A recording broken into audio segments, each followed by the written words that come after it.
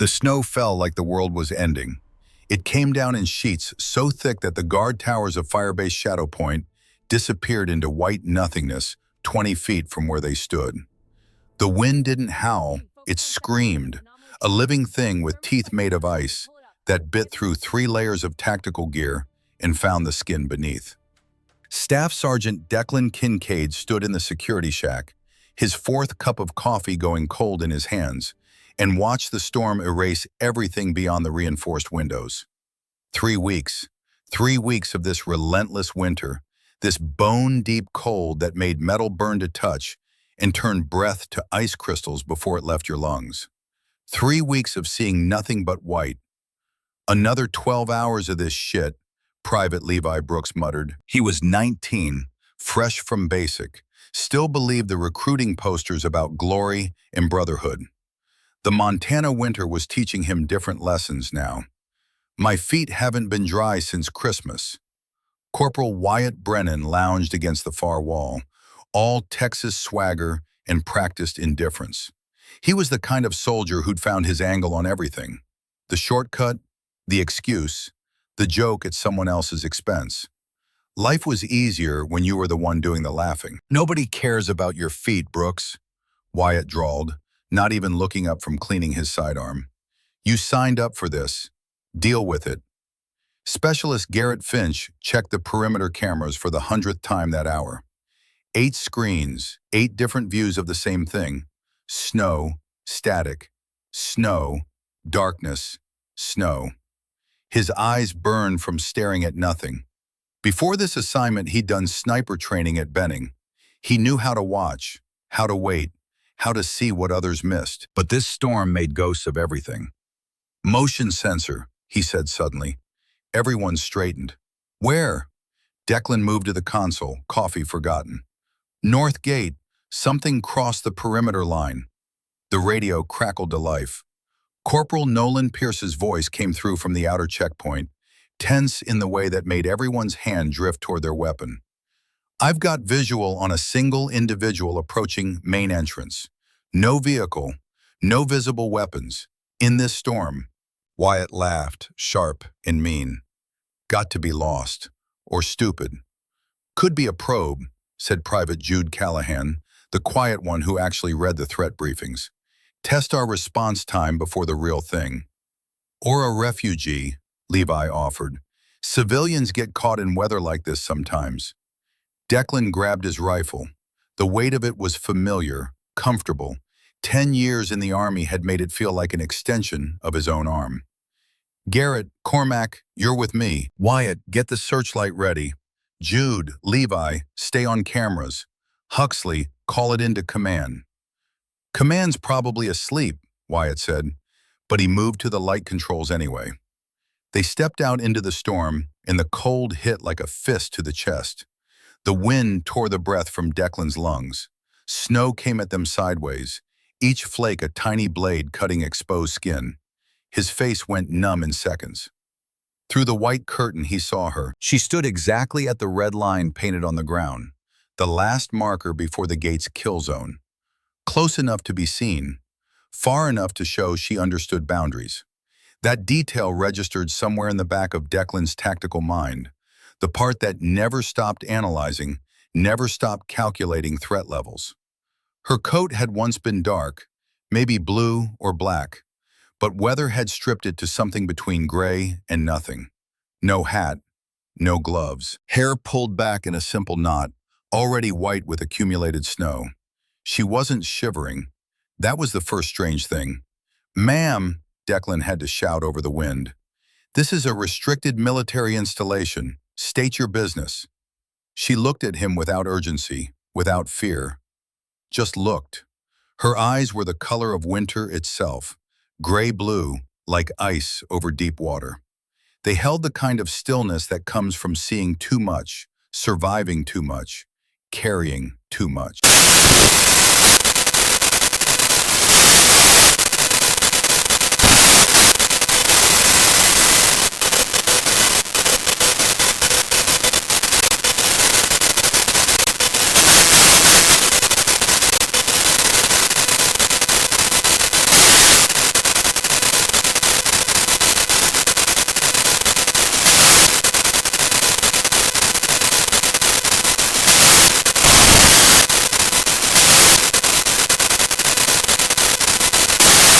didn't move her hands toward pockets.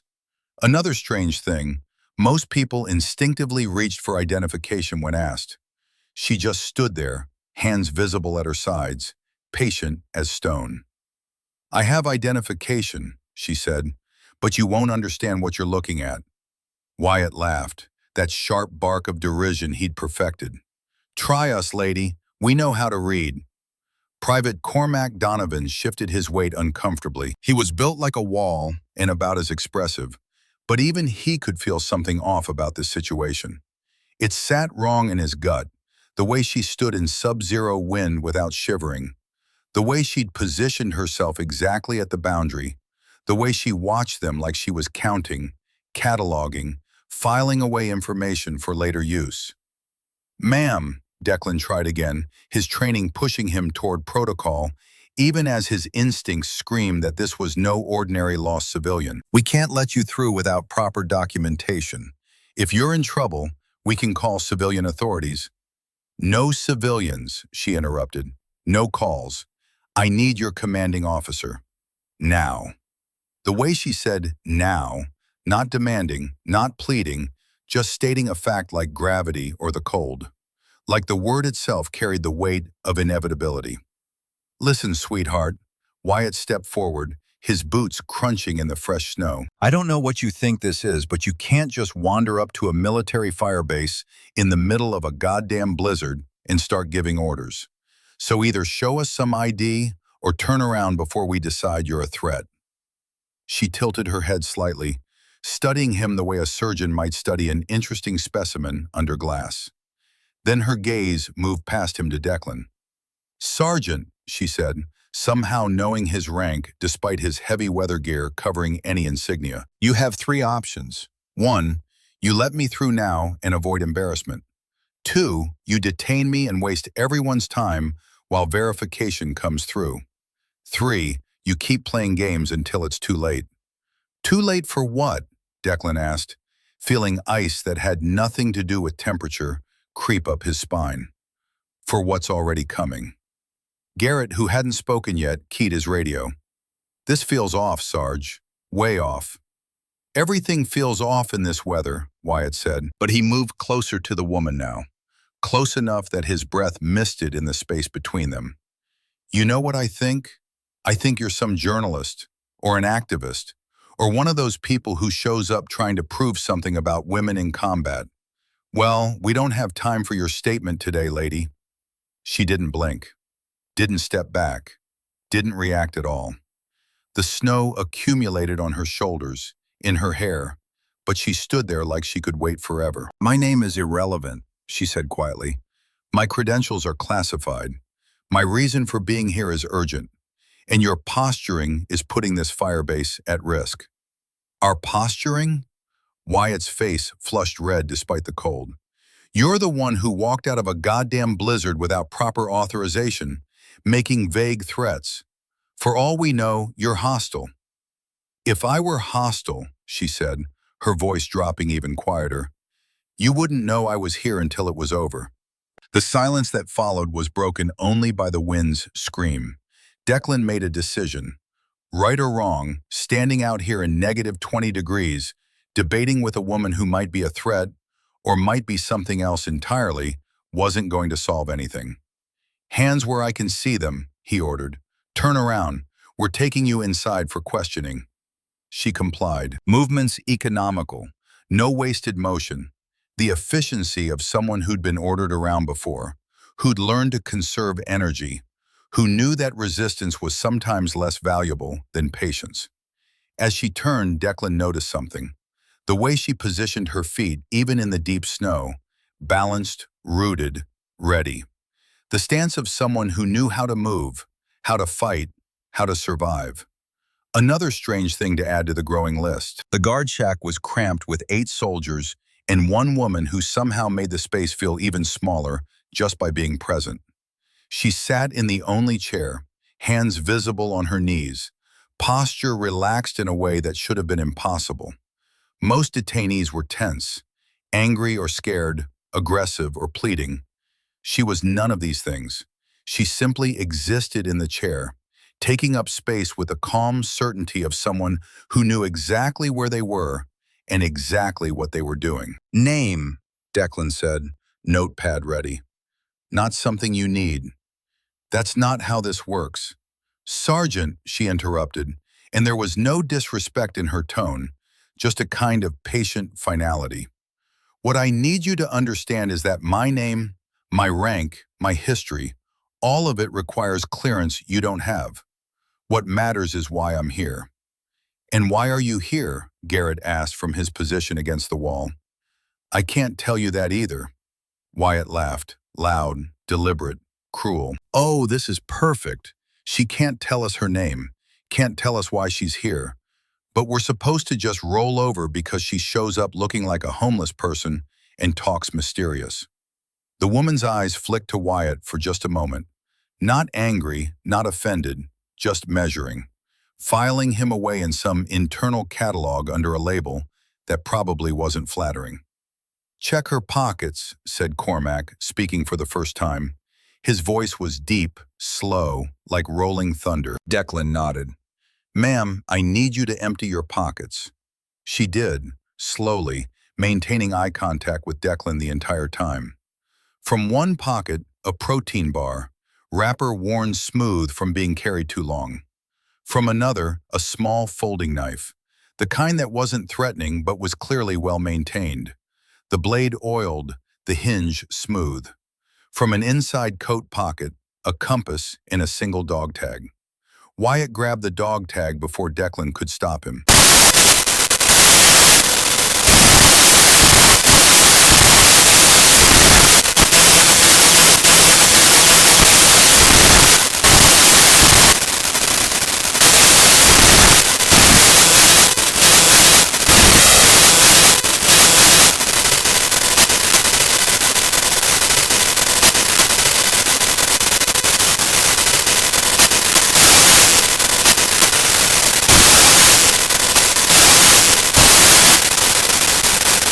"Or what?" He recovered quickly, pocketing the tag anyway. "You going to report me? To who? You've got no name, no rank, no authority here." She leaned back slightly, and for just a moment, something like amusement flickered across her face. "Keep it. You'll want to return it soon enough." "Threats now?" Wyatt looked around at the others, playing to his audience. "Guys, we've got ourselves a real badass here. Probably watched too many movies. Thinks she can walk into a military installation and we'll all just, what, salute?" Levi Brooks shifted uncomfortably near the door. "Maybe we should just call command." "Command is 3 hours away in this storm," Wyatt cut him off. "Nobody's driving through this, which means we handle this ourselves." He stepped closer to the woman, close enough to violate personal space, close enough to intimidate. "So here's what's going to happen. You're going to tell us your real story, or we're going to assume you're hostile and treat you accordingly." "Define accordingly," she said, her voice utterly flat. "Restraints, isolation cell, full search. And maybe if you're real unlucky, I'll decide you were aggressive and needed to be subdued." Wyatt's smile didn't reach his eyes. Things get rough in situations like that. People get hurt. Accidents happen. Nolan Pierce spoke up from near the communications console, his voice uncertain. He was 35, had 2 kids at home, still believed in doing things the right way. "Brennan, that's proper security protocol when dealing with potential infiltrators," Wyatt finished. "Unless someone here wants to take responsibility if she turns out to be trouble." Silence fell over the shack. No one wanted that responsibility. Not with careers on the line, not with the isolation of this posting, not with the endless questions that would follow if this went wrong. The woman watched them all. Her gaze moved from face to face like she was photographing each of them, capturing details to be reviewed later, analyzed later, used later. When she spoke, it was directed at Declan. "Sergeant, in about 40 minutes you're going to have a real problem. Not me, something else. When that happens, you'll need every advantage you can get. Right now, I'm your best advantage. But if you waste time on this," she gestured at the cramped room, at Wyatt's posturing, at the whole absurd situation. People will die. More vague threats, Wyatt said. You know what I think? I think you're delusional. Hypothermia, maybe, or just crazy. He looked at Cormac. Help me get her to the holding cell. Wait, Garrett said suddenly. Everyone turned. He was staring at the woman's hands, which rested calmly on her knees. Look at her fingers. Declan looked. The calluses were obvious once you knew what you were seeing. Thick pads on the thumb and index finger of her right hand. Not from ordinary work, from something specific, from thousands of hours doing one thing over and over until the skin hardened, adapted, changed. Shooter, Garrett said quietly. He'd seen those calluses before, had them himself from his sniper training. Those are shooter's calluses, serious ones, years of them.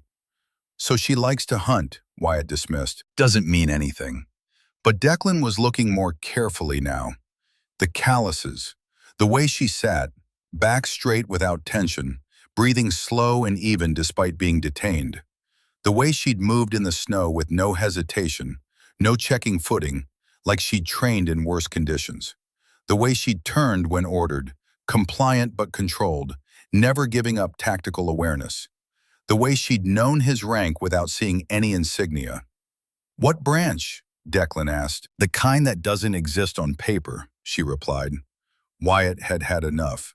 That's it. Cormac, Jude, grab her.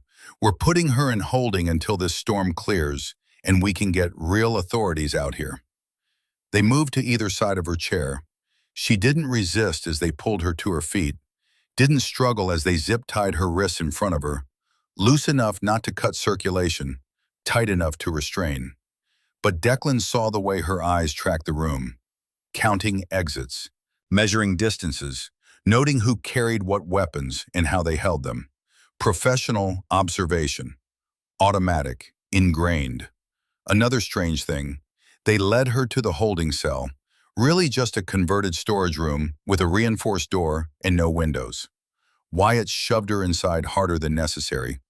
Enjoy your stay, he said. Maybe after you've had time to think, you'll remember how to tell the truth. As the door closed, she said one thing. Her voice carried through the narrowing gap, calm and clear, and somehow sad. Do you know who I am? Wyatt laughed all the way back to the guard shack. An hour passed. The storm intensified. Wind hammered the walls like fists trying to break through. Snow piled against the northern side of the building, so high it covered half the windows, turning them into dim suggestions of light struggling through white. Declan couldn't concentrate on his paperwork. Something about the woman bothered him, scratched at the back of his mind like a splinter he couldn't reach. The way she'd stood in the storm without shivering, the way she'd known things she shouldn't know, the way she'd warned them. 40 minutes. Garrett sat at the camera monitors, but his attention kept drifting to the holding cell feed. The woman sat perfectly still in the center of the floor, not slumped against the wall like most detainees, not pacing or trying the door, not even moving, just sitting, breathing, waiting. She hasn't moved in 35 minutes, Garrett said. Levi looked over his shoulder at the screen. Maybe she's sleeping? Her eyes are open. Meditation then, or hypothermia setting in. But Garrett shook his head. Watch her breathing. See how steady it is? 4 count in, 4 count hold, 4 count out. That's controlled. That's tactical breathing. What they teach for stress management in high-pressure situations. Wyatt, cleaning his rifle at the table, snorted. You're reading into it. She's probably just... Look at her posture, Garrett interrupted. Back straight, shoulders relaxed, hands loose even with the zip ties.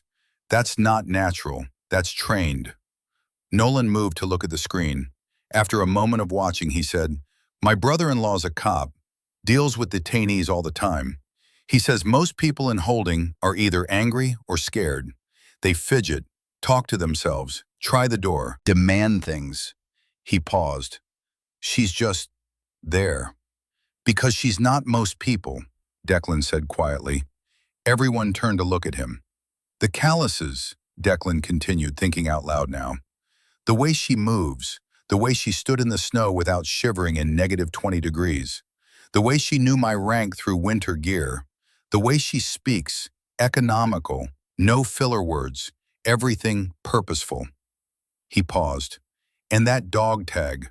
Wyatt, let me see it. Wyatt pulled the tag from his pocket, tossed it across the room. Declan caught it, examined it under the lamp. It was genuine military issue. He'd bet his pension on it.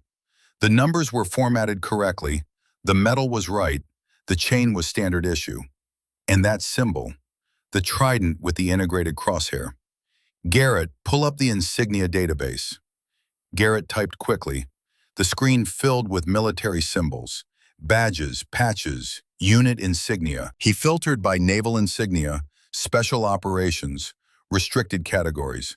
And there it was, the trident. But this version had something extra. That small crosshair worked into the design.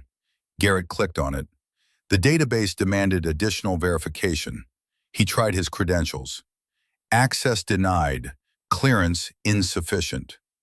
The room went very quiet. That doesn't mean anything, Wyatt said, but his voice had lost its certainty. Could still be fake. Fake tags that reference classified programs? Garrett challenged. Why would someone do that? To intimidate us. The lights flickered. Everyone froze. The lights steadied, but the radio suddenly burst with static. Specialist Huxley Briggs, who'd been monitoring communications, adjusted frequencies rapidly. Comms are degrading, he reported. Atmospheric interference maybe, from the storm. But I'm seeing patterns that don't fit natural causes. What kind of patterns? Declan asked, already knowing he wouldn't like the answer. The kind that happen when someone's using a jammer nearby. The room's temperature seemed to drop 10 degrees, and it had nothing to do with the storm outside. Check the perimeter, Declan ordered, his voice sharp now, command voice, the voice that expected immediate obedience. All cameras, all sensors, now. They crowded around the monitors. For a moment, everything looked normal. Just endless white and darkness beyond the firebase perimeter. Then Garrett pointed. There, camera 7, watch. It was subtle. A shadow that moved wrong, too purposeful to be windblown debris. A darkness against darkness that held a shape, a pattern, a suggestion of intent. Then another on camera 4, and another. Contacts, Garrett whispered. Multiple. Spacing suggests trained movement. Could be animals, Levi said, but nobody believed it. Declan grabbed his rifle. If hostiles were approaching, they needed to secure the perimeter, alert command, prepare defensive positions. His training kicked in, years of drills, years of scenarios, years of preparing for the moment when training became real. His radio crackled. Nolan Pierce's voice from the outer checkpoint, tense and tight. Sarge, I've got tracks, fresh ones, less than 15 minutes old. Multiple individuals, military-grade boots. They circled around the east side and the transmission cut to static. Pierce, Declan called. Pierce, respond! Nothing, just the hiss and crackle of dead air. Wyatt's face had gone pale. This is what she warned us about. Declan was already moving. Levi, try to reach command. Huxley, lock down all entrances. Garrett, Cormac, Jude, grab gear and come with me. Wyatt, he paused. What about her? Wyatt gestured toward the holding cell. Leave her locked up. We'll deal with that later. But as Declan gave the order, he thought about the way she'd sat in that cell. Perfectly calm, breathing steady, like she was waiting. Like she'd known exactly how long they had before everything went wrong. Like she'd been counting down the minutes. And he thought about her question. They were about to find out who she was. The outer checkpoint was empty. Nolan Pierce's coffee still steamed in its cup, sitting on the console like he just set it down for a moment. His rifle leaned against the wall, where he always kept it, within arm's reach, ready. The door swung open on its hinges, creaking in the wind, banging against the frame in an irregular rhythm that set Declan's teeth on edge. Snow had already begun to cover the tracks Pierce had reported, but Declan could still make them out. At least 6 separate trails, maybe more, hard to tell with the wind constantly reshaping the snow. They converged from different directions, which suggested coordination, planning, professional movement. This wasn't random. This wasn't opportunistic. This was a mission.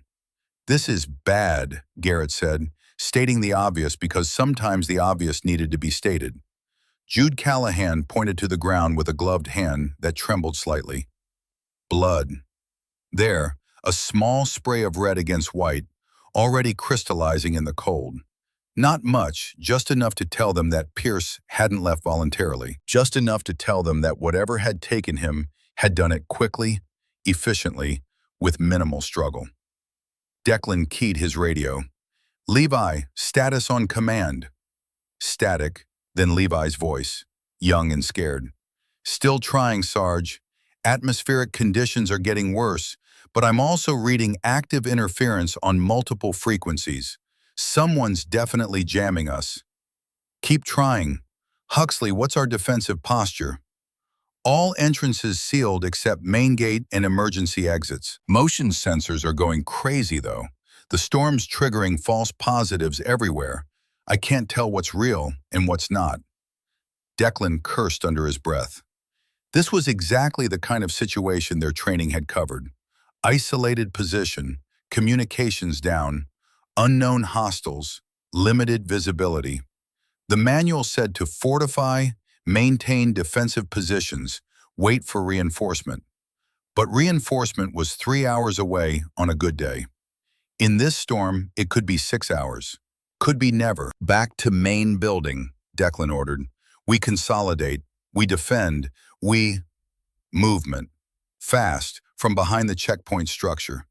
Declan brought his rifle up, but the figure was already gone, melting into the white curtain of snow like it had never existed. But he'd seen enough. Dark clothing, tactical gear, moving with purpose in training. Not Pierce, not friendly. "Contact!" he shouted. Fall back now!" They ran. The wind tore at them, trying to push them down, trying to blind them with driven snow. The cold bit through their gear, found every gap, every weakness. Behind them, Declan heard sounds that didn't belong to the storm. Sharp whistles, hand signals, the coordinated pursuit of people who'd done this before. They burst through the main building's entrance.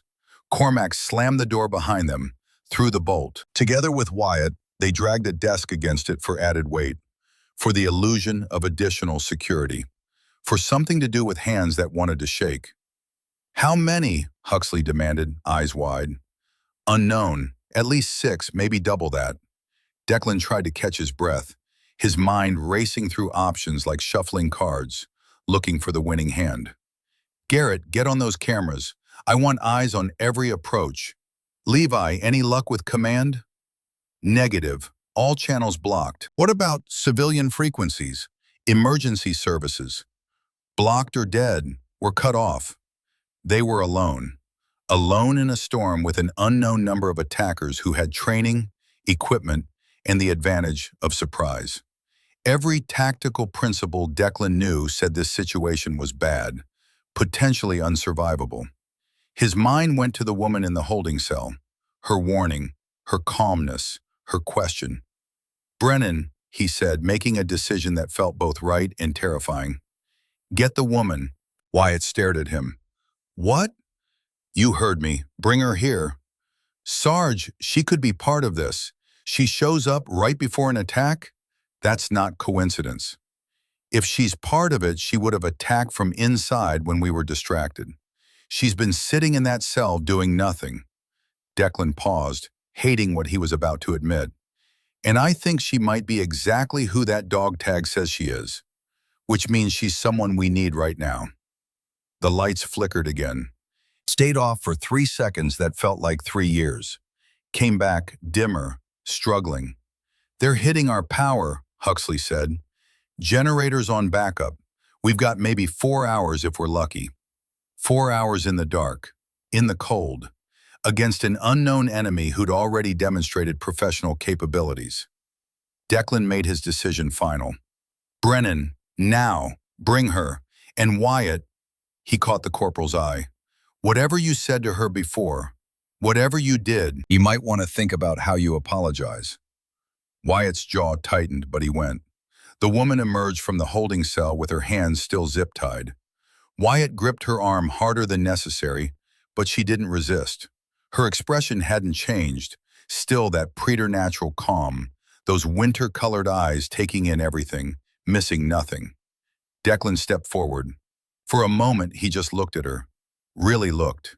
Saw past the weathered coat and the melting snow in her hair. Saw the stillness in her eyes, the economy of her movements, the absolute certainty in her bearing. Saw someone who'd been exactly where she needed to be at exactly the right time. You warned us, he said. You were right. Now I'm asking, can you help? She looked at him for a long moment. The shack had gone quiet except for the wind outside and the labored hum of the backup generator. 8 soldiers waiting for her answer. 8 lives hanging on what she said next. Cut the ties, she said. How do we know you won't? Sergeant, she interrupted, and there was no impatience in her voice, just that same patient finality. If I wanted to hurt you, I could do it with the ties on. The ties are just making it harder for me to help you. Your choice. Declan pulled out his knife. The blade caught the dim light as he sliced through the zip tie. It fell away, and she rolled her wrist once, restoring circulation. The movement precise and practiced. Then she looked around the room. Her gaze moved systematically. Exits, sight lines, defensive positions, equipment. In 5 seconds, she'd done a tactical assessment that had taken Declan years to learn how to perform. How many? She asked, all business now. Unknown. At least 6, possibly 12. Equipment? Professional. Tactical gear. They took Pierce from the outer checkpoint without a shot fired. She nodded like this confirmed something. Formation of approach? Multiple vectors. Coordinated timing. Then you're looking at a strike team, probably 8 to 10 operators. They've been watching you for days, mapping your patterns, waiting for conditions that would isolate you. She moved to the camera monitors. They'll hit the generators next, then breach when you're blind. How do you know? Levi asked, his voice barely above a whisper. She glanced at him, and for just a moment, something almost like sympathy crossed her face. Because it's what I do. Garrett had been working at the computer console, pulling up files, cross-referencing, searching. Now he held up Wyatt's confiscated dog tag next to an image on the screen. The symbols matched, that distinctive trident with the integrated crosshair. You're a SEAL, he said. It wasn't a question. Was, she corrected. Now I'm something else. What? Instead of answering, she pointed at the monitor. There, camera 3, shadow at 11 o'clock against the wall. It's too consistent to be natural. That's a person holding position. Declan stared, saw nothing but snow. Then slowly he began to see what she meant. A darkness that held steady while everything else moved with the wind. A shape that suggested human proportions, human intent. Huxley, can you get thermal on that camera? Trying. The image shifted, became a wash of cold blues and blacks representing the freezing landscape. And there, a small bloom of red-orange heat signature. Human-shaped. Watching. Waiting. They're toying with you, the woman said, her voice clinical, analytical. Letting you see them, making you afraid. In about 5 minutes, they'll cut your power and come through 3 entry points simultaneously. You'll have 90 seconds of battery emergency lights, then nothing. How do you know their timeline? Wyatt demanded, fear sharpening his voice to an edge. She finally turned to look directly at him. Really look at him, with those winter eyes that had seen things he couldn't imagine, done things that would give him nightmares. Because I train people who use this playbook, she said quietly, and I train people who train them. This is textbook special operations facility infiltration. And whoever's out there learn from the best. So what do we do? Declan asked, and heard his own voice stripped of everything except the simple need to know, to survive, to save his men. For the first time, something like a smile touched her face. It wasn't comforting. You let me work, she said, and you follow orders without question, starting now. She moved to the weapons locker, and Declan noticed something he'd missed before. Despite being detained for over an hour in a cold cell, despite zip ties that should have left marks and numbness, her hands were perfectly steady. No shaking, no signs of restricted circulation. Professional, prepared, deliberately ready for exactly this moment. Your name, Declan said. I need to know. She pulled a rifle from the locker, checked the action with the fluid efficiency of someone who'd done it 10,000 times. She moved toward the center of the room, taking command through nothing more than presence and certainty. Questions? No one spoke. The wind howled outside. The generator hummed its struggling song, and in the silence they all heard it, the faint sound of metal on metal, of cutting, of breach. They were coming. Good, Elena Thornhill said. Then shut up and learn how to survive. The lights died. Emergency lighting kicked in, bathing everything in sick red. This wasn't a woman making decisions. This was a woman executing a plan she'd already run through her mind 100 times before the first word left her lips. Wyatt started to object, the old instinct to challenge rising in his throat.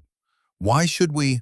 Because I've done this 47 times, Elena said, not even looking at him. How many for you, Corporal? Silence. The answer was 0, and everyone knew it. Declan made the call. Do it. Follow her lead. They moved, boots scraping on concrete, rifles raised, fingers resting on trigger guards. The red emergency lighting turned them all into demons, shadows with substance, men playing at war in the glow of dying power. Huxley, Elena said, already moving toward the electrical panel. Kill all remaining lights. Huxley stared at her like she'd spoken in tongues. What? We'll be completely blind. They have night vision. You don't. In the dark, they see everything, and you see nothing. But in low red light, their NVGs burn out their retinas. You're on equal footing. She pulled the main breaker. Kill the lights. Declan started to object. Every instinct screamed that darkness was death, that you needed to see your enemy to fight them. But everything she'd said so far had been right. The timing, the approach vectors, the tactics. He nodded to Huxley. The red lights died. Absolute darkness swallowed them whole. Not the sounds of movement. Wyatt following instructions without the usual attitude, without the swagger. Fear had stripped that away, left only the young soldier underneath, trying desperately not to die. Sergeant Kincaid, you're breathing too fast. You'll hyperventilate. Slow down. Your men need you steady. Declan forced his breathing into a measured rhythm. In the darkness, his other senses sharpened. He could hear it now, a sound that didn't belong, metal on metal, very faint from the north wall. They're at the maintenance access, Elena said, somehow hearing it too, or already knowing where they'd breach. Sergeant, take Huxley and cover the hallway that connects to that access point. Don't engage until I tell you. Just watch. Declan moved by feel, one hand trailing the wall, Huxley's breathing close behind him. His eyes had adjusted enough to make out shapes now. Doorways, corners, the junction ahead where the maintenance corridor intersected with the main hallway. The sound grew louder, cutting, sawing, the patient work of professionals who knew that speed could be sacrificed for silence. That quiet entry was worth the extra seconds. They were coming through. Declan's finger touched his trigger guard. Every instinct screamed to fire the moment they breached, to light them up before they could establish position, before they could bring their superior training and equipment to bear. But Elena had said, wait. A square of weak light appeared as the access panel came free. Silhouettes moved through. 1, 2, 3. They entered fast and professional, spreading to cover angles, weapons up, moving like they owned the space. Declan could take the first one. Easy shot, center mass. His finger moved to the trigger. Now, Elena's voice came through the darkness. Not shouted, calm, like she was commenting on weather, on the price of coffee, on anything except life and death in the red-touched black. Declan fired. The muzzle flash lit the hallway for an instant, long enough to see his target drop, long enough to see two more figures diving for cover, long enough to burn the image into his retinas, so that when darkness returned, it was even more absolute. But Elena had already moved. Declan heard her more than saw her, footsteps impossibly light, moving with absolute certainty through the dark. No hesitation, no fumbling. She'd already mapped this space in her mind, had run through the geometry of walls and doorways and firing angles until it was as familiar as her own breathing. Two suppressed shots, two bodies falling. She'd flanked them while they focused on Declan's position, had used his muzzle flash as distraction, had moved through the dark like she was part of it, like darkness itself had taken form and learned to kill. "Cease fire," Elena ordered. "Listen." Declan froze, listened. Silence from the breach point, but from outside, radio chatter, low, urgent, tense. The attack team regrouping, reassessing, recalculating. They hadn't expected this. "They're reassessing," Elena said, materializing beside Declan so suddenly he nearly shot her. "Lost 3 operators in 15 seconds. That's not acceptable losses for whatever they're being paid. They'll try a different approach."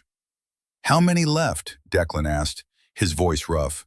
"Started with 9, now 6. But they'll call for extraction or reinforcement if they have it available." "Can they get it in this storm?" "If they're well-funded, yes.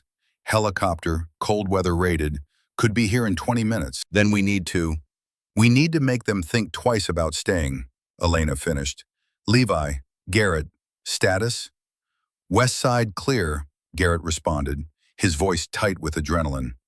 "Movement on thermal," Levi added, "but they're staying back, watching, waiting." Elena moved through the darkness, and Declan heard her checking the bodies. Heard the sound of equipment being redistributed, magazines, grenades, radios. "They had good gear," she said, her voice clinical. "Military-grade comms, encrypted, high-end weapons. This isn't some local militia or criminal gang. This is professional military contracting." "PMC?" Declan asked, using the abbreviation for private military company. "Or foreign operators. Either way, they're not supposed to be here, which means someone wants this incident buried." Her voice grew colder, harder. "Which means they can't leave witnesses." The weight of that settled over them like the snow outside. Cold, heavy, suffocating. "So what's the play?" Wyatt asked from somewhere in the darkness, his earlier bravado completely gone, replaced by something raw and honest. Fear, yes, but also the beginning of respect. "We make it too expensive to continue," Elena said. "Right now they're calculating. 3 operators down, unknown defensive capability, time limit before your command sends someone to check on the radio silence. They're wondering if the payday is worth the risk. And if they decide it is, then we kill them all. Simple, final, no hesitation." But first, Elena moved to the radio console. Declan heard her switching frequencies, adjusting dials with the confidence of someone who'd done this in pitch black before. She keyed the transmit button. "Unknown hostile force." Her voice carried absolute authority, the kind that came from years of being obeyed without question. "You've lost 3 operators. Your breach failed. Your timeline is compromised."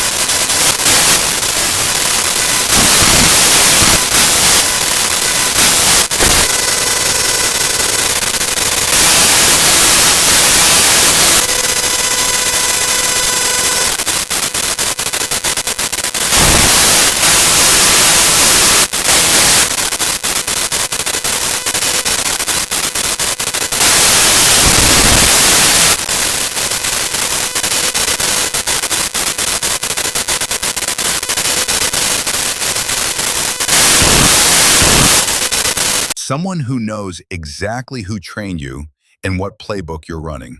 Someone who wrote some of those plays. Pause. 50 seconds. We have orders. Your orders didn't account for me. Neither did your intelligence. Neither did your employer. You're running a compromised operation with degraded force strength in hostile conditions. From a tactical standpoint, you've already failed. Another pause. 40 seconds. A longer silence on the other end. Declan could almost hear the calculation happening. Professional operators understood mathematics, understood acceptable losses versus mission success, understood when to cut your losses and live to fight another day. 3 dead on entry meant the defensive force wasn't soft targets. It meant someone knew what they were doing. It meant the mission parameters had changed fundamentally. "This isn't over," the voice finally said. "30 seconds," Elena replied, her voice dropping even quieter, even colder. "And yes, it is. Because if you're still here in 30 seconds, I stop being defensive and start hunting. And you really don't want that." Silence. 20 seconds. 15. 10. Declan heard it then, the sound of retreat.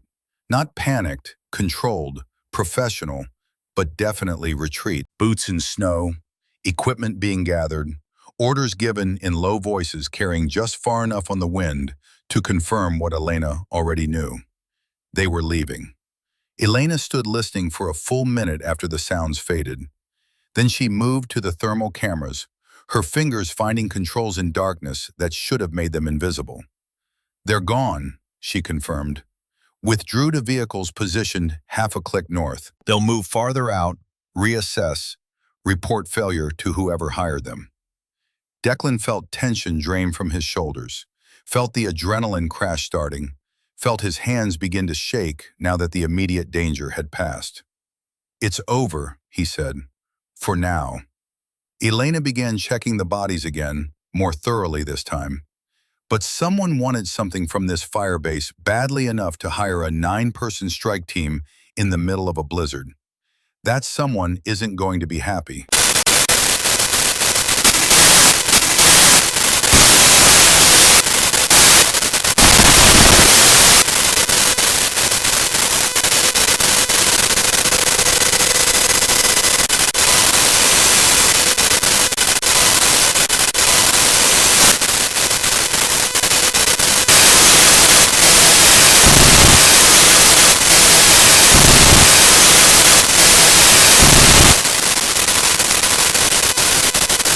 Or wanted it to look like that's what they wanted.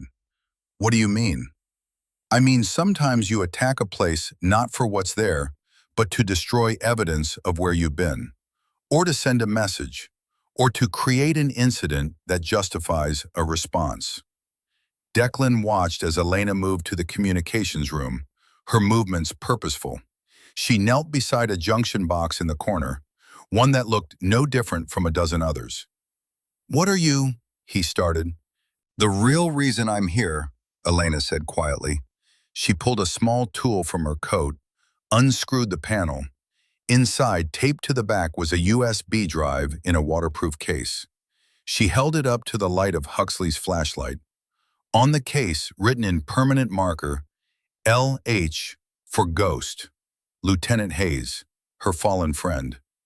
"This is what they were really after," Elena said, her voice thick with emotion she'd kept buried for 3 years. "This is what Sarah died protecting, evidence that will destroy General Ashford and everyone who helped him sell out our people." She tucked the USB into an inner pocket, zipped it closed.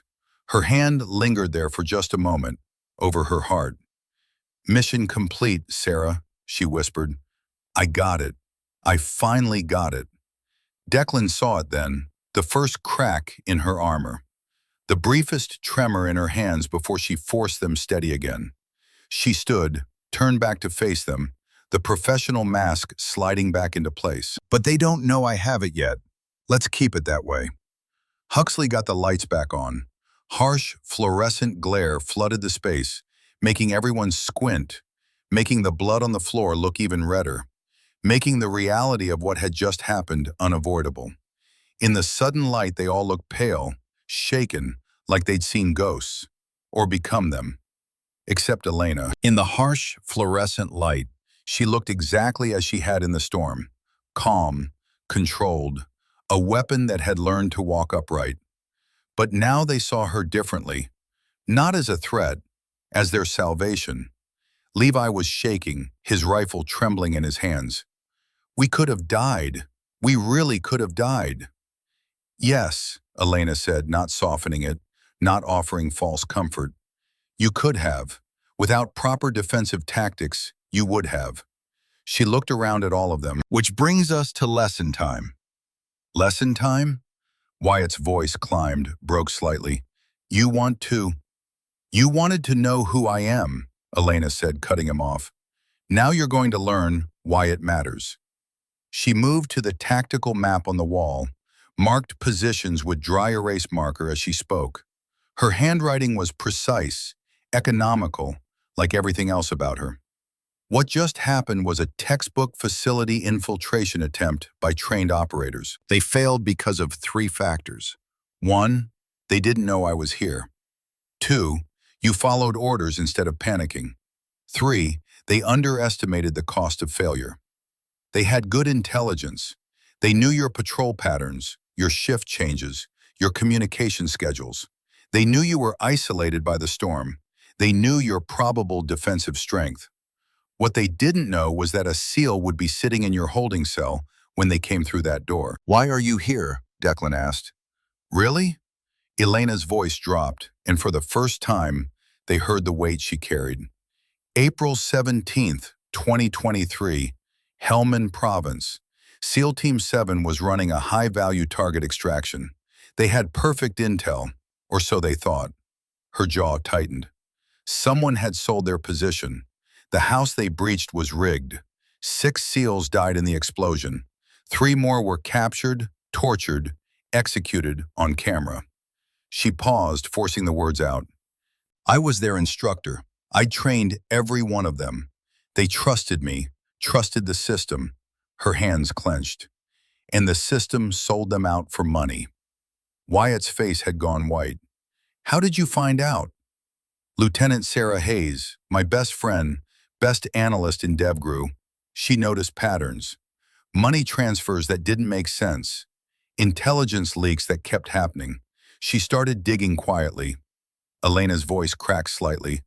"When she told me what she'd found, we couldn't believe it." General Marcus Ashford, 4-star general, war hero, selling operational details to Crimson Phalanx, PMC, for $20 million over 5 years.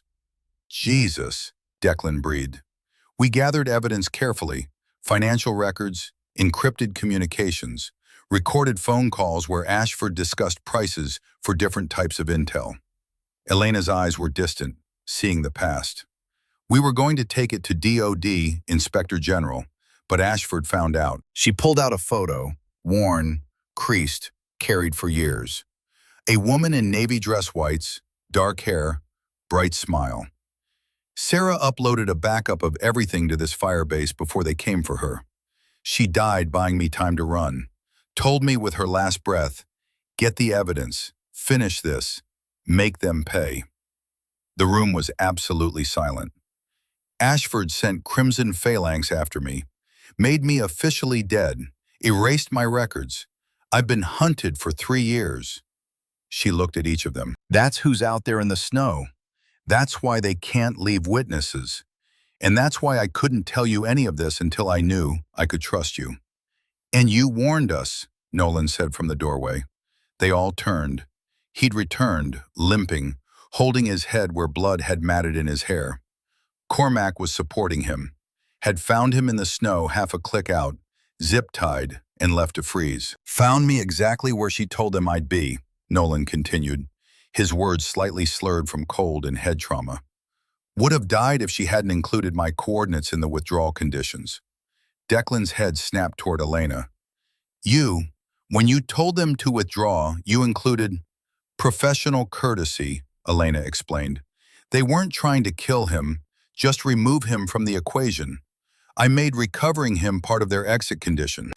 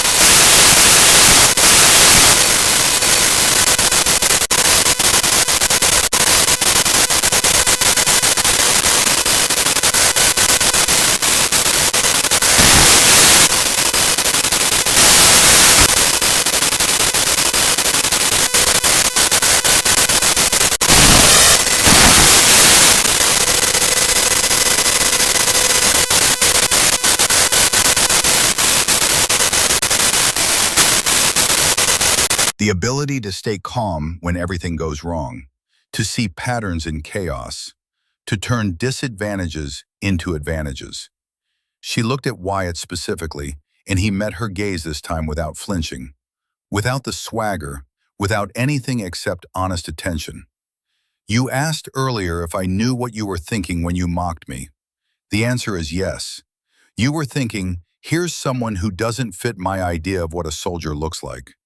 Someone who isn't following the rules I understand. Someone who threatens my sense of how things should work. So you tried to diminish what you didn't understand. Wyatt's face flushed, but he held her gaze. Listening. Actually listening for maybe the first time in his life. The problem with that thinking, Elena continued, her voice gentle now, almost kind, is that it makes you predictable. And predictable gets you killed. Those operators outside expected guards who'd panic when the lights went out, who'd fire randomly and waste ammunition, who'd bunch up instead of spreading out. They expected predictable. She paused, let that sink in. What they got was someone who could see in the dark. Can you actually? Levi started. No, I can't see in the dark, but I've done enough night operations that I can move in it, fight in it, navigate it. I've trained my spatial awareness to compensate. I've learned to hear what matters and ignore what doesn't. I've practiced until movement in zero visibility is automatic. Another pause. You could all learn to do the same. It's not magic, it's repetition and discipline. Declan found his voice. Why didn't you tell us who you were immediately, when you first arrived? Because it wouldn't have mattered. You didn't have the clearance to verify my identity. You would have still detained me while trying to confirm my story, and by then, the attack would have been underway. Better to be exactly where I needed to be, inside your perimeter, able to act, than wasting time on protocols that couldn't be followed anyway.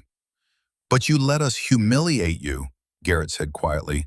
Lock you up, take your tag. Why not just stop us? Elena's expression softened slightly, the hardness in her eyes easing just a fraction. Because you were doing your job, badly in some cases, she glanced at Wyatt, but sincerely, and because sometimes the best tactical position is the one nobody expects. A prisoner in a cell isn't a threat, isn't watched closely, has access to the interior of a facility without suspicion. She shrugged, the gesture somehow making her look more human, less like a weapon that had learned to walk upright. I've been in worse positions. The wind outside had died to a whisper, and through it came a new sound, distant rotor blades cutting through cold air. The real question, Elena said, breaking the silence, is what you do now. You've survived an attack that shouldn't have happened. You've been exposed to classified operations. You've seen capabilities you don't have clearance to know about. Command will debrief you. Investigators will ask questions, and you'll have to decide how much detail to include in your reports. You're asking us to lie, Declan said carefully. I'm asking you to be smart. Include relevant facts, the attack, the casualties, the retreat, but details about my specific methods, my identity beyond basic rank, my reasons for being here, those details complicate things that don't need complication. They invite questions that have answers you really don't want to hear. She looked at each of them in turn, her gaze direct, unflinching. Trust me on that. Wyatt spoke up, his voice rough with emotion he wasn't quite managing to suppress. I owe you an apology. Elena turned to him. You owe me nothing. You were protecting your post from a perceived threat. You were aggressive and unprofessional about it, but your instinct was correct. I was an unknown variable. She paused and something almost like amusement flickered across her face. But Wyatt, next time you're facing something you don't understand, try asking questions before making assumptions. You might learn something, and you might avoid pissing off someone who could break both your arms before you finish blinking. Wyatt's eyes widened. I'm kidding, Elena said. Then with the barest hint of a smile, mostly. Despite everything, the blood on the floor, the bodies outside, the adrenaline still singing through their veins, Someone laughed. The tension broke like ice cracking, and suddenly they were all breathing easier, standing straighter, remembering what it felt like to be alive. Huxley got the main generator back online. Full power returned, heating kicked in, chasing away the cold that had been seeping through walls and windows and the cracks in their certainty. Storms breaking, Garrett reported from the window, stars visible through thinning clouds. I can actually see stars. Then command will send someone soon, Elena said, already gathering her coat. I need to be gone before they arrive. Wait, Declan said. You're leaving? Just like that? My presence here complicates your debrief. Better if I was never here at all. You'll tell them a woman arrived, warned you, helped defend against the attack, then disappeared. They'll investigate, find nothing conclusive, eventually classify the incident and move on. She pulled on her coat, checked her weapons with practiced efficiency. Standard procedure for situations like this. Sergeant Kincaid, you did well tonight. Your men did well. You'll all get commendations you can't talk about and warnings to never mention this again. Take the win. She moved toward the door, paused, and maybe improve your perimeter security. Those operators got way too close before you noticed them. Garrett stood. Captain Thornhill, thank you. She nodded once. Thank you for not shooting me when I walked out of that storm. Would have been embarrassing. At the door, she stopped one more time, looked at Wyatt. My dog tag, I believe you still have it. Wyatt quickly pulled the tag from his pocket, handed it over with something approaching reverence. Elena took it, examined it for damage, then clipped it back around her neck where it belonged. She looked at Wyatt for a long moment. You asked if I knew what you were thinking, she said quietly. Want to know what I was thinking? Wyatt nodded, unable to speak. I was thinking, here's a soldier who's scared and tired and out of his depth, trying to control a situation he doesn't understand by asserting dominance over someone he perceives as weaker. I was thinking, he's young, he'll learn, or he won't. And that will be his problem, not mine. She held his gaze. I was thinking, not a threat, just another person trying to do his job and prove he matters. Wyatt's throat worked. I'm sorry. Don't be sorry. Be better. She turned to leave, then stopped one final time. And Wyatt, you asked me a question earlier. She smiled, and this time it reached her eyes. You know who I am now. Remember it. She walked out into the breaking storm, and within seconds she'd vanished into darkness and blowing snow, as if she'd never been there at all. As if she was exactly what they'd started calling her, a ghost. The aftermath took hours to process. Nolan Pierce needed medical attention for mild hypothermia and a concussion that made his vision swim and his words slur. The bodies from the breach point had to be secured, documented, tagged with the cold efficiency that turned human beings into evidence. Shell casings collected, blood spatter photographed. Every surface that had been touched examined for prints, for DNA, for the microscopic traces that would tell investigators what had happened here in the dark. And through it all, Declan kept thinking about Captain Elena Thornhill and everything she'd done in the space of 6 hours. 6 hours. That's all it had been. 6 hours since she'd walked out of the storm and changed everything. Levi sat at the radio, finally getting clear communication with command. His young face was drawn, aged by what he'd seen, by how close they'd come to dying without ever really understanding why. Yes, sir. Hostile force. 9 operators, professional equipment, 3 casualties on their side, no casualties on ours. He paused, listening. Yes, sir, there was assistance. I'll include it in the full report. Another pause. No, sir, I don't have complete identification at this time. While Levi dealt with command's questions, Declan gathered the others. They assembled in the common room, moving slowly, exhaustion settling into bones and muscles like concrete hardening. Debrief, Declan said simply. While it's fresh, what did we learn? Garrett spoke first, his sniper-trained eyes still seeing things others missed. Never dismiss someone based on appearance. She looked like a lost civilian. Turned out to be one of the deadliest people any of us will ever meet. Never underestimate the value of calm, Nolan added, pressing ice to his head, wincing at the pressure.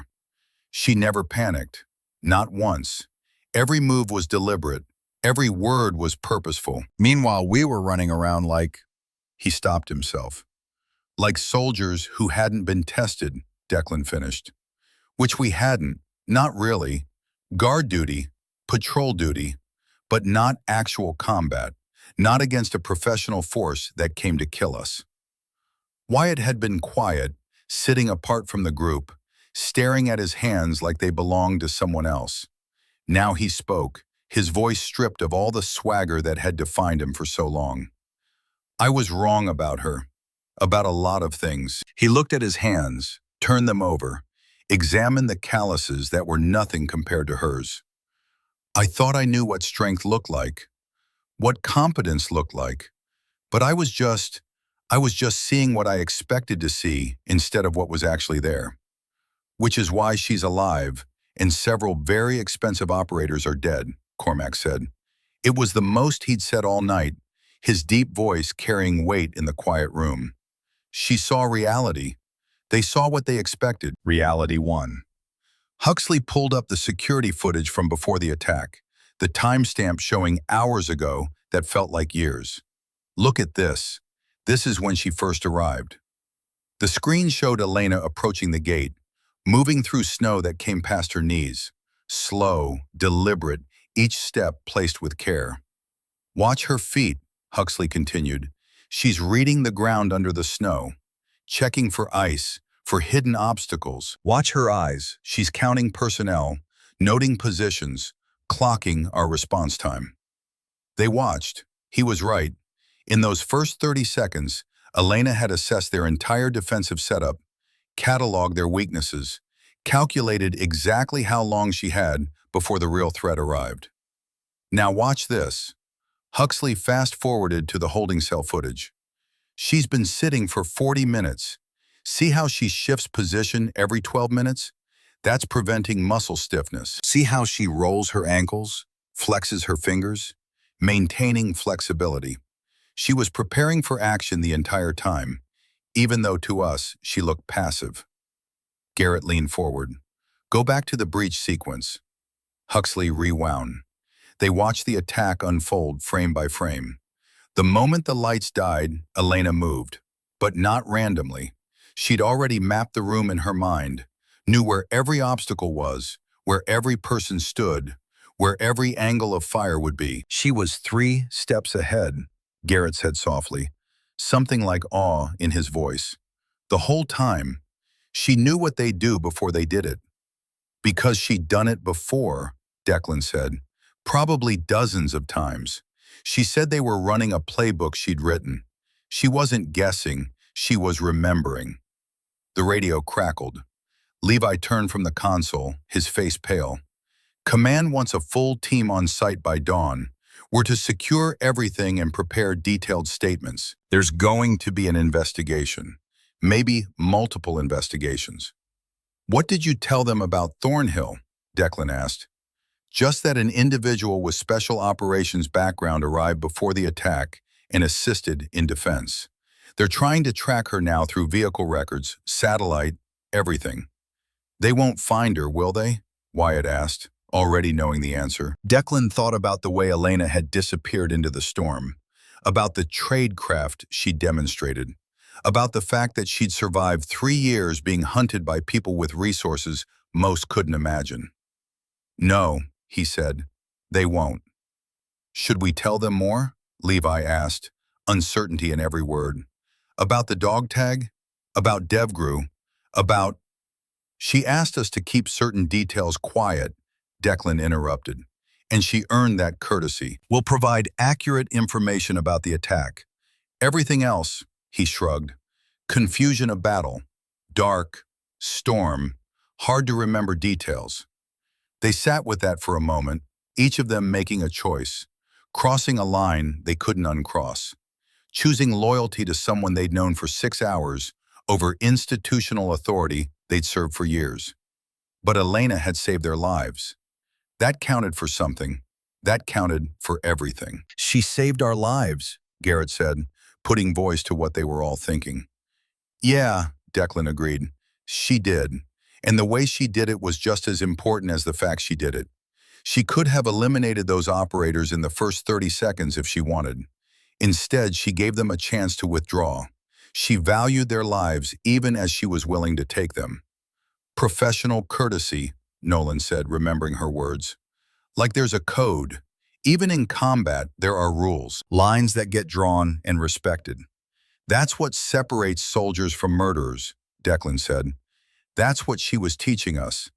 Not just how to fight, but why and when and at what cost.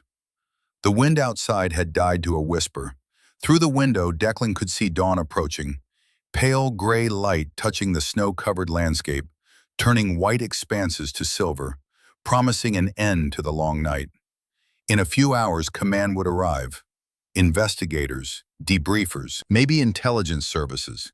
They'd comb through every detail, looking for answers to questions that didn't have simple explanations, writing reports that would be classified and filed and forgotten. But Declan knew what the real answer was. A woman had walked out of a storm. She'd warned them. They'd dismissed her, detained her, humiliated her. And then she'd saved their lives anyway, asked for nothing, and left without recognition or thanks. That was the lesson. That was what they'd learned in the snow, in the dark, in the fear. Not tactics, not procedures, humility, and the understanding that strength doesn't always look like what you expect it to look like. Command arrived at dawn in 3 armored vehicles flanked by 2 Blackhawks that somehow managed to fly despite weather that should have grounded everything. The helicopters settled into the snow like predatory birds, rotors throwing up white clouds that caught the early light and turned it to gold dust. Colonel Rebecca Hayes stepped out first, a woman in her 60s with iron gray hair pulled back severe, eyes that had seen 40 years of military service, and still managed to be surprised by human nature. She wore her rank like armor, carried authority like a weapon she'd earned the right to use. Declan snapped to attention, gave his report with the precision drilled into him through a decade of service. Hayes listened without interrupting, occasionally making notes on a tablet, her face revealing nothing. When he finished, she asked, "This woman, the one who helped you, you're certain she was military?" "Yes, ma'am. SEAL, based on the dog tag and her tactics." Hayes's eyes narrowed fractionally. "We've checked. No SEALs reported in this sector. No operations authorized anywhere near here." "Then she was operating outside normal channels, ma'am."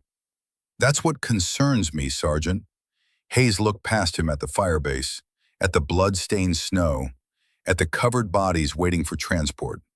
"We've got 3 dead operators with fake IDs and equipment that traces back to a shell company in Singapore.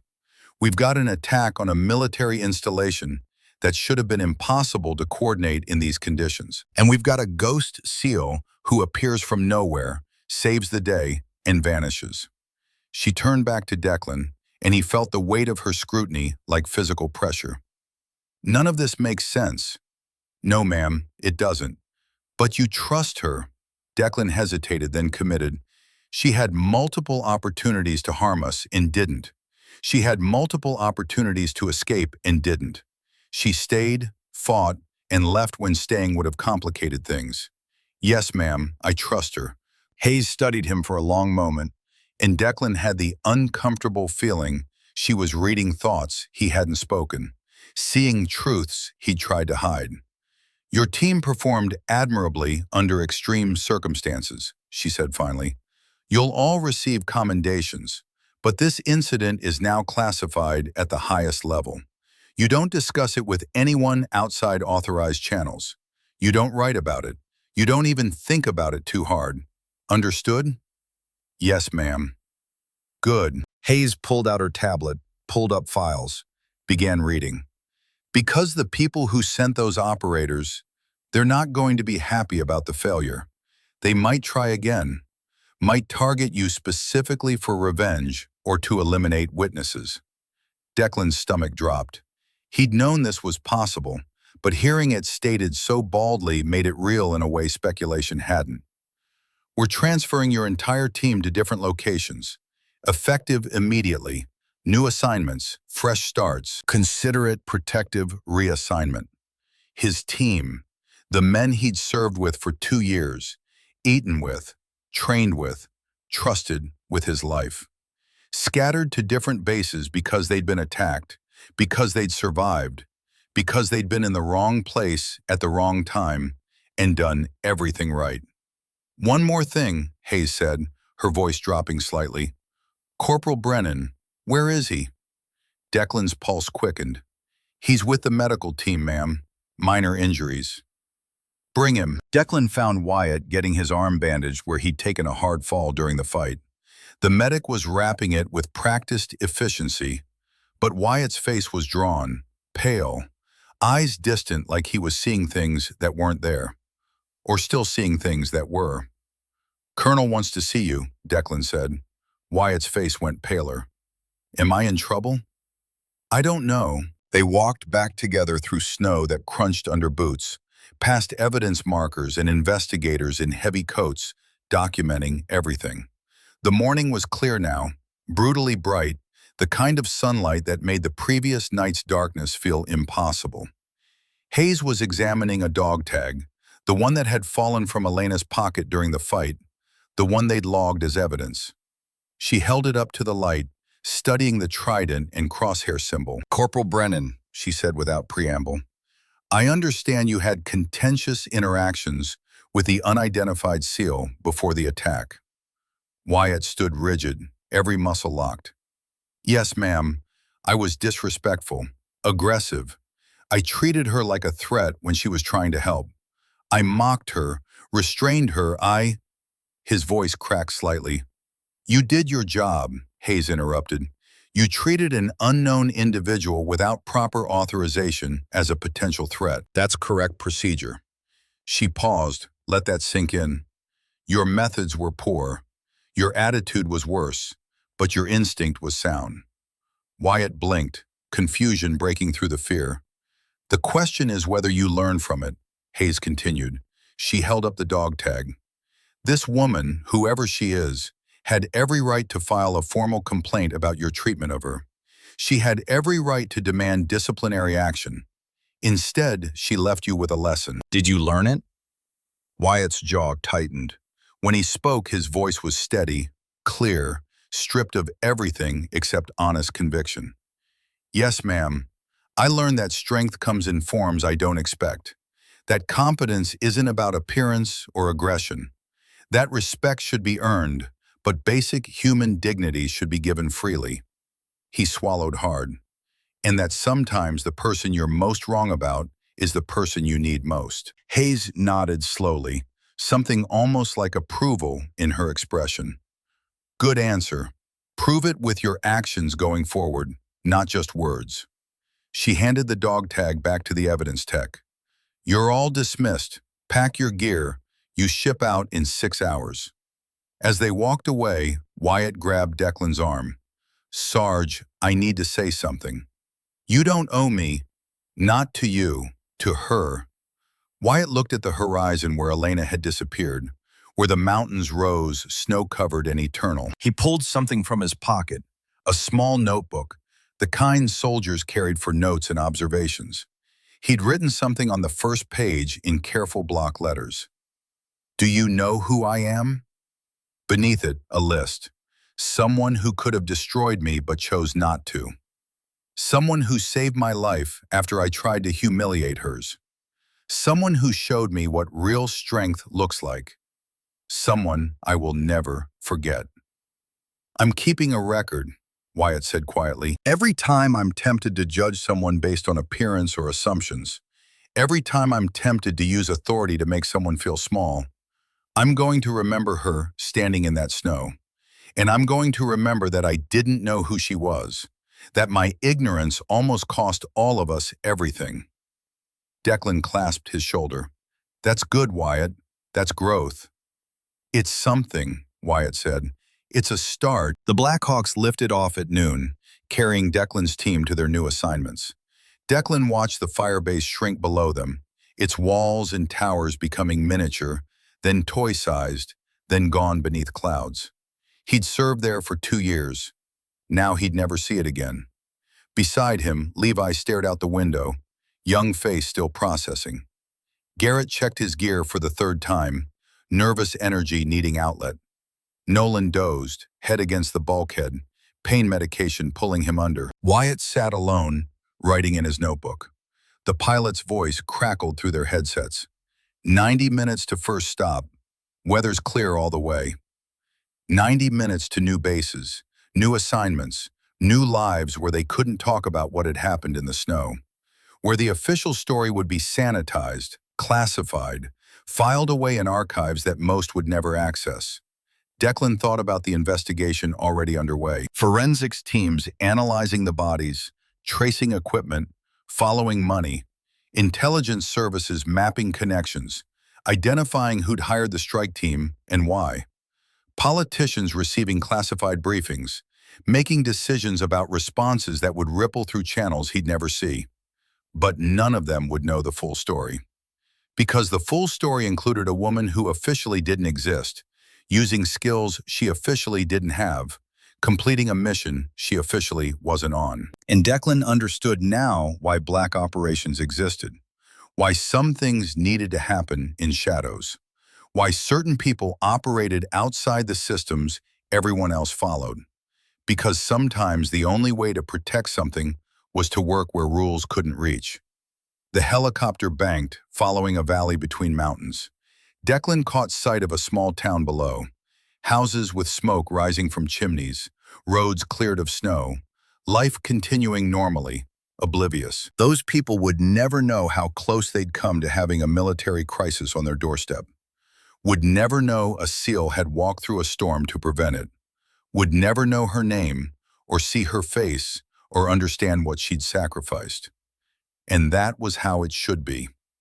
Colonel Hayes had given them each a briefing packet before departure. New assignments, new clearances, new responsibilities. Declan flipped through his. Master Sergeant, promoted, transfer to Fort Benning Training Facility.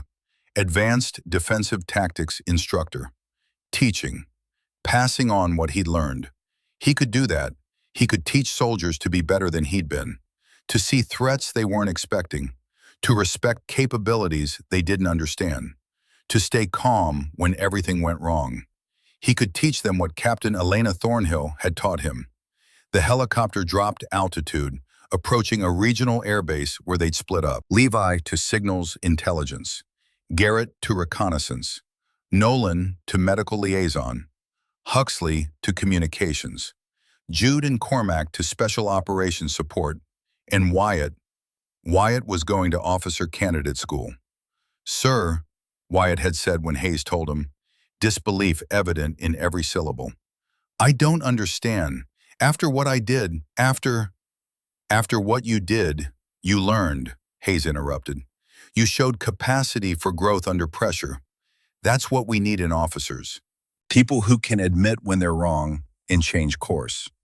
She'd leaned forward, her expression serious. Besides, Brennan, you need to be in a position where you can influence others, where you can teach young soldiers not to make your mistakes. You've been given a second chance. Use it well. Now Wyatt sat across from Declan, still writing. Declan leaned over. What are you working on? Wyatt showed him. A new page titled, Things I Don't Know. The list included who was paying the strike team, what they were really after, where Captain Thornhill is now, what she was tracking, whether we'll ever see her again. Can't stop thinking about it, Wyatt admitted. About her. About all the things that happen that we'll never understand. That's intelligence work, Declan said. Pieces of puzzles you never see completed. Missions that intersect and separate. Operators who pass through your life like ghosts. Does it bother you, not knowing? Declan considered. It used to, now, he shrugged. Now I'm just grateful we survived to wonder about it. And I'm grateful she was there. The helicopter touched down. They grabbed their gear, said abbreviated goodbyes. The kind soldiers make when they know they might never see each other again, but don't want to make it dramatic.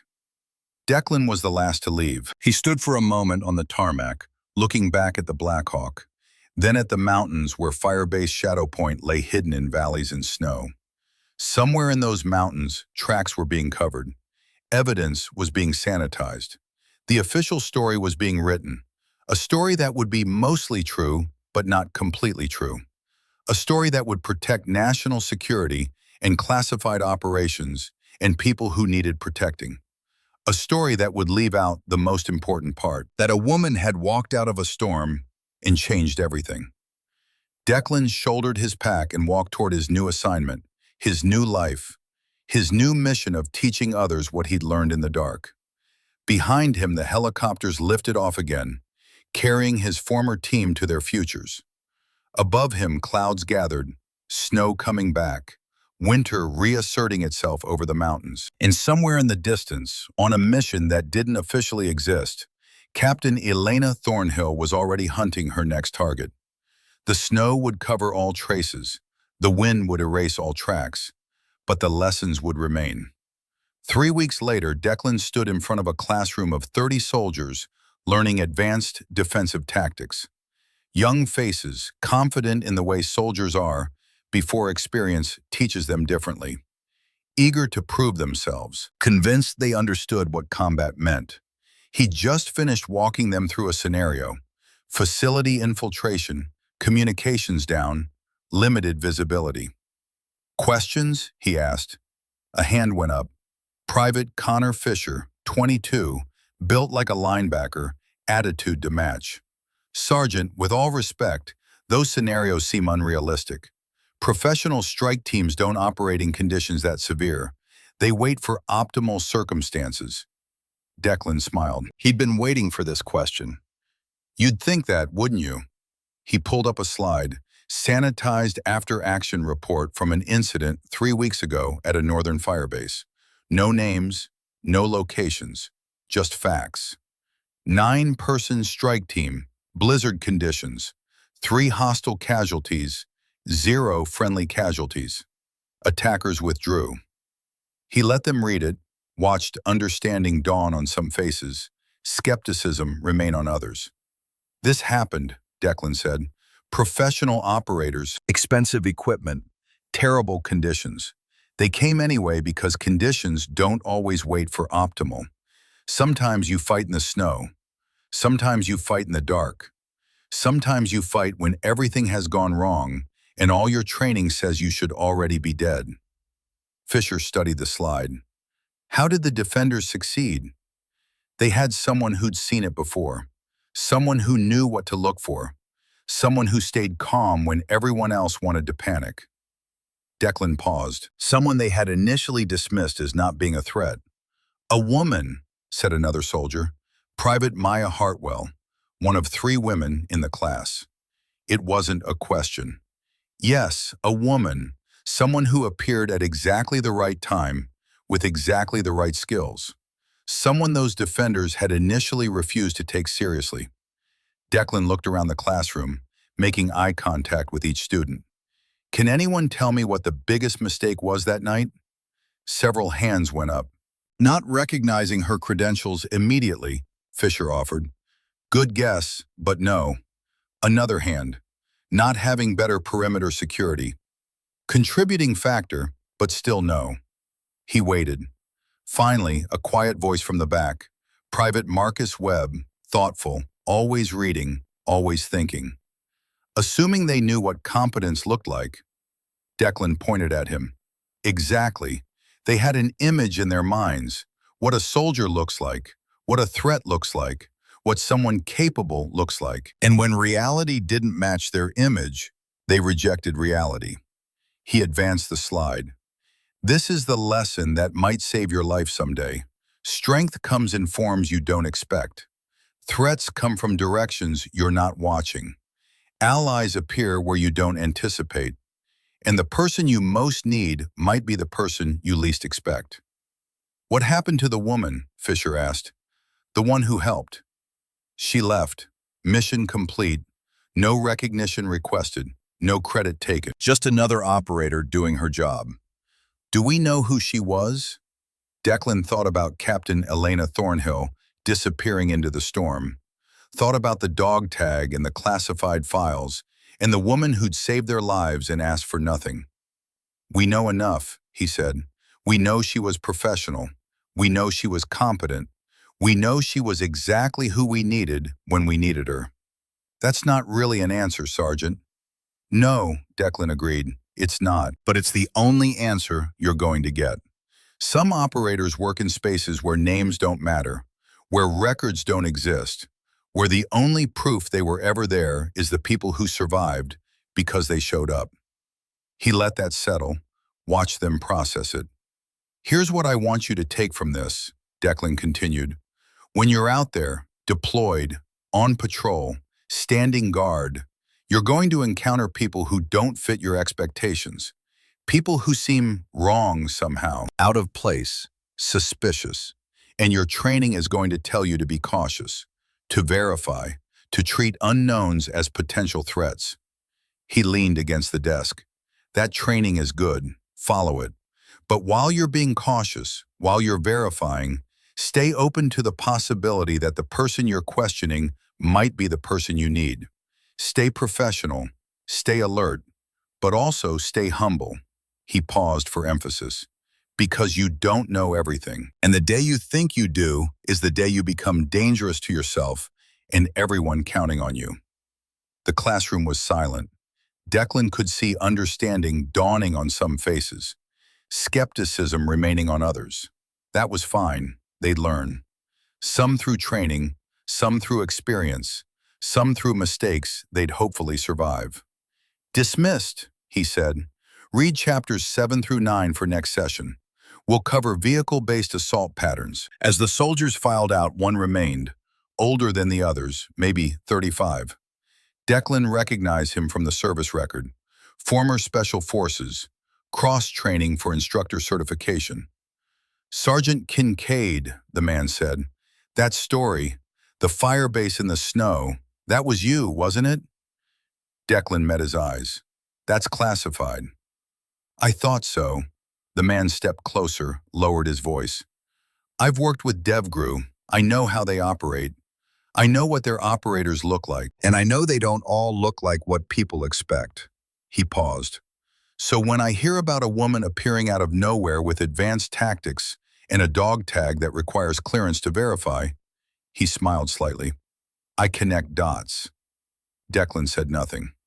She's real, isn't she? The man continued. The woman in the stories, the ghost sniper, the one they say trained half the Tier 1 operators in the field right now, the one who disappeared 3 years ago after a mission that officially never happened. I don't know what you're talking about. Yes, you do, the man's smile widened, but you're smart enough not to say it. That's good. That's what keeps people like her safe. What keeps operations clean. What allows the work to continue. He turned to leave, stopped. For what it's worth, Sergeant, you're doing good work here, teaching these kids to think instead of just react. We need more of that. Thank you. And if you ever see her again, the woman from the storm, he paused, tell her there are people who remember, who appreciate what she's done, who understand that the best operators are the ones whose names we never learn. He left. Declan stood alone in the empty classroom, looking at the sanitized report still displayed on the screen. 3 weeks ago, it felt like a lifetime. His phone buzzed, text message from an unknown number. Heard you're teaching now. Good, pass it on. And Sergeant, you did well in the snow. Be proud. No signature. Number showed as blocked. Declan stared at the message for a long moment, then deleted it. Some things weren't meant to be saved. Some conversations happened once and never repeated. But the message's meaning remained. She was out there still operating, still 3 steps ahead, still protecting people who would never know her name. He packed his materials, turned off the projector, headed for his next class. Outside, snow was starting to fall, light flurries that wouldn't amount to much. But Declan found himself watching it anyway, remembering heavier snow in a darker place, remembering a woman standing at a gate. Now he knew who she was. Not her name, not her full history, not the details of her classified operations, but he knew what mattered. She was someone who showed up when needed, someone who did what was necessary without seeking credit, someone who saved lives and disappeared into storms, leaving only lessons behind. That was enough. That was everything. The seasons turned. Winter gave way to spring, then summer heat, then autumn gold.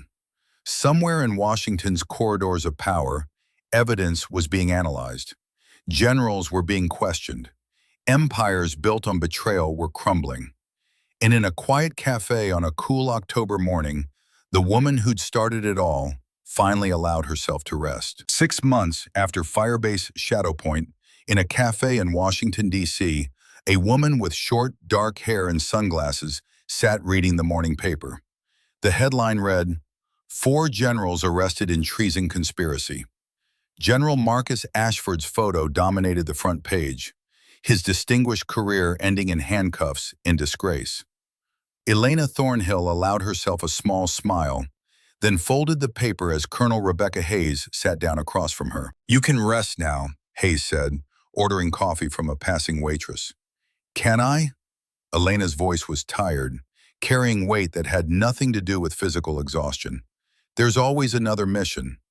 "There is." Hayes pulled out a folder, slid it across the table. "But this one's different." Elena opened it. CIA Training Division. Instructor position. Official. Sanctioned. Legal.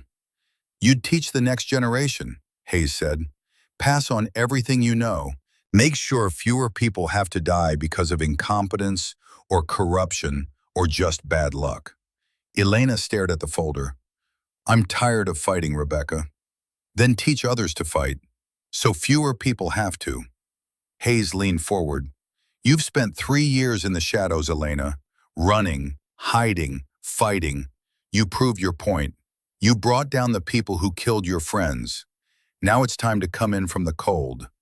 Elena's phone buzzed. Hayes's phone buzzed at the same moment. Code red. Hostage situation. Pakistan. SEAL team trapped. Multiple casualties. Immediate response required.